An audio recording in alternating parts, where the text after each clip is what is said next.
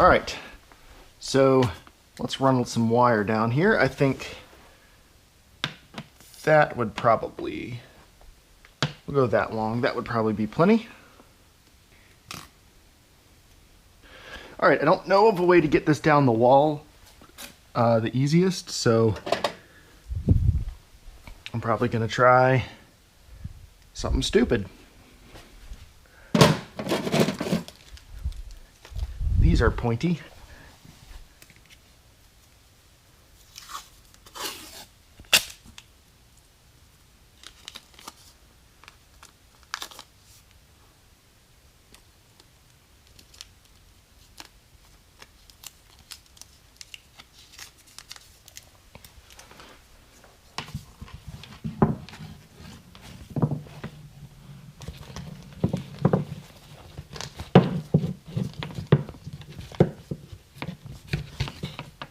Yep, that actually worked really well.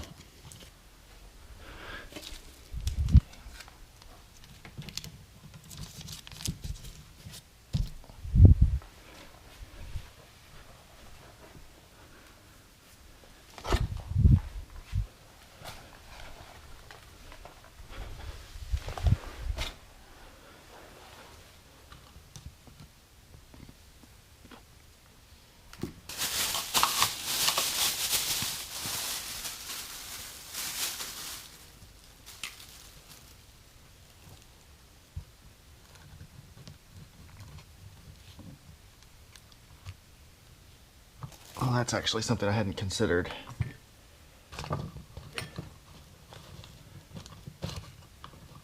I need the box, I need this a little bit taller because I need the box to be able to come out.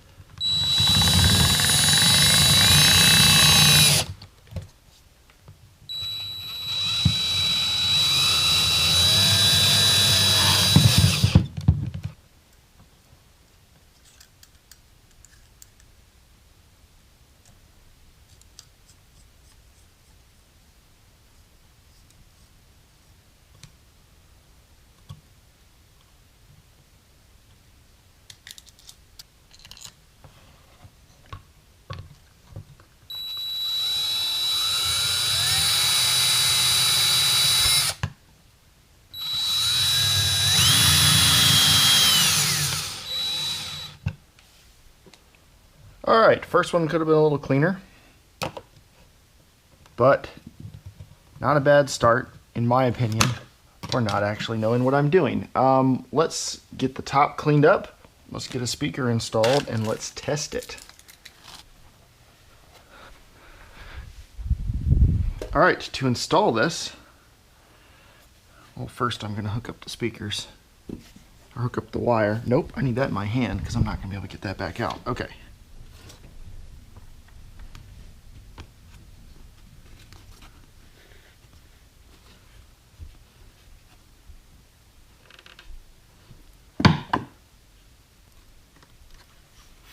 All right.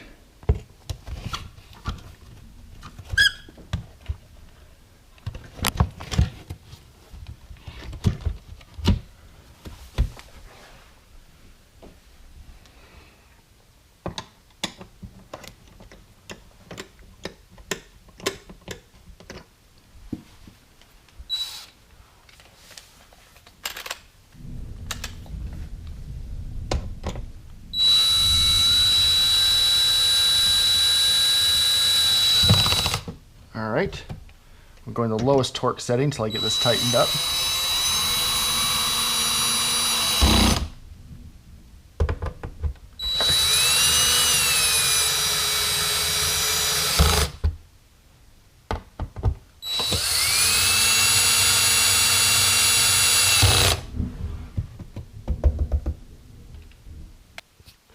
All right, it's now the next day and the plan has changed a little bit. I installed the speaker, I tested it, sounds pretty good, but I am gonna do dual center channel speakers. Now I know I said I wouldn't do it because of the ohm issue, the resistance, But I've done a little bit more research online, and while I am still not going to run them at 4 ohms because it looks like the cons outweigh the potential positives, I think I can get away with running them in series in 16 ohms. So again, 2 8-ohm speakers, you can run them in parallel, which pretty much means both positives together, both negatives together, and you will half the resistance to the receiver, which lets it play louder with the same wattage, but it also could potentially put too much of a strain on the receiver if it's not rated for it, and my receiver is officially rated for 6 to 16 ohms. So I'll take the 2 8-ohm speakers, I will wire them in series, where positive goes into the positive on one speaker, then the negative from that speaker goes into the positive on the second speaker, and then the negative from that one comes back into the negative on the receiver. So you only want to do that if you have 2 identical speakers, which I do in this case. And the main reason I'm going to do that is, well, 2 reasons. Symmetry. I mean, to be honest, it just bothers me to have it be slightly off center. And also because I have such a wide area that I want people to be able to sit in, I'm going to take one of the tweeters and angle it towards one half of the seating and one of the tweeters and angle it towards the other, which should hopefully help with sound localization, or where the sound sounds like it's coming from. It should make the sweet spot for how the theater sounds to be a little bit wider. So that's what I'm going to do. Like I said, the negative for this is comb filtering. Comb filtering is when you have the same frequencies coming from 2 sources that are close enough to each other, they start to filter each other out.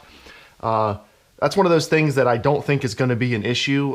If you get on forums on the internet, people will argue about comb filtering all day long, and then the few examples I find of people who have actually tried stuff like this, they normally say, you know, I can't really hear a difference. So I can always just disconnect one of the speakers and just use one should it become an issue, and then patch the drywall. But I don't think it's going to be an issue. I think this will widen my soundstage. I think this will be pretty good. So right now I'm going to get everything mocked up, cut all the rest of the holes, and then start cleaning up so I can paint, because that is the next step. And we've got Apollo with me today, helping keep me safe, aren't you, buddy? Yes, you are. Yes, you are. He gets very nervous when his mom's not here. All right.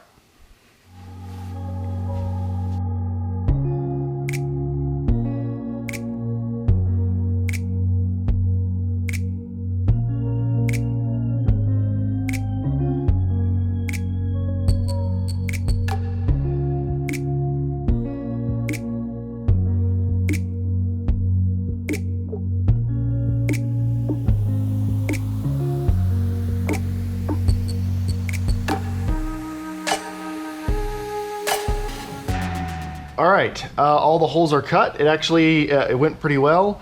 I don't really like cutting up the insulation, but I don't really know a way around that when there's existing construction. Again, DIY. So I've got all the holes cut for the plates down below. Now, since I changed my plan after the fact to have 4 sets of binding posts, I'm gonna have to go back to Home Depot and get another box, but that's something that I don't necessarily have to finish that part up today. But then I've gone through and I have sanded down the putty that the previous owners put on the wall. We are going to paint this wall. So in a theater, especially with a projector, one of the biggest things that you want to control for is ambient and reflected light. So the contrast ratio of a projector is very, very dependent on how much light is in the room and how much light is hitting the screen. So it's different with a TV, where the TV itself is producing light. But with a projector, the screen is just reflecting the light back at you, so any other light that could also be hitting the screen and reflecting back at you is competing with the picture that you're shooting on the wall. So instead of like the TV, really you could turn it up brighter and brighter in theory till it overwhelms everything else. With a projector, you can make it brighter too, but you still have to compete with other light sources. So the 2 main issues in this room for light are obviously the ceiling and the wall. Now I'm working on ideas for what I'm going to do with the ceiling. I'm not 100% sure yet. I have a couple ideas, but for the wall, it's pretty straightforward. I'm going to paint it. Now I'm not going to paint it pure black. I'm going to paint it like a dark charcoal. I think it's called like cracked peppercorn or something, because you know when there's 1,001 different paints, you have to come up with weird names for all of them. I'm not going to paint this. I'm not going to paint the sidewalls yet. One thing I'm not super thrilled about is I can't paint all the way behind this cabinet. Well, actually, hold on. Oh, this cabinet's independent. I can paint behind it. I thought this cabinet was built into the Murphy bed. I haven't actually... All right, well, I was totally wrong. I'm gonna try to get that cabinet out, and I'm gonna paint behind that too. So I'm gonna paint this entire wall cracked peppercorn. So now I need to do some prep and get everything ready. I'm not gonna wear this on my head for that. I'm just gonna go ahead and set the camera up. You know, I have, by the way, if you've made it this far in and wondering why I'm doing all this with a GoPro, that's what I like for car videos that I watch online. Like, I know the quality's a little bit lower, but I like seeing like the hands-on view of everything that's going on, and it makes it easier to talk through stuff that I'm thinking.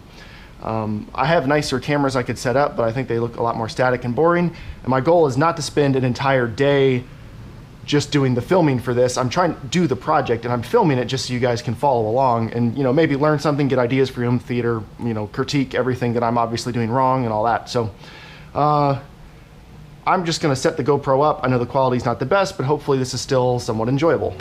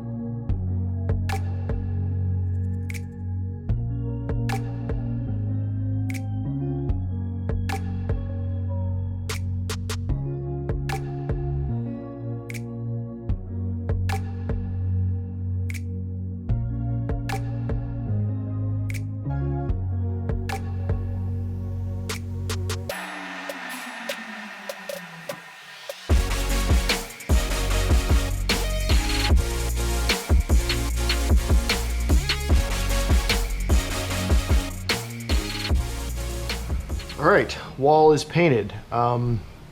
It's not flawless. There's a couple little areas, especially near the trim, that I'll want to touch up at some point, but it's good. It's where I wanted to get it to for today. The trim I just didn't tape well enough around, but that's fixable. And over here I've decided I just taped a line, and then for another project for another day is I'll just need to pull this out and paint the whole area behind it, but we'll probably do that when we decide what color we want to paint this wall. All right, so that's it for painting. Next video is going to be starting to assemble the screen, install speakers, stuff like that.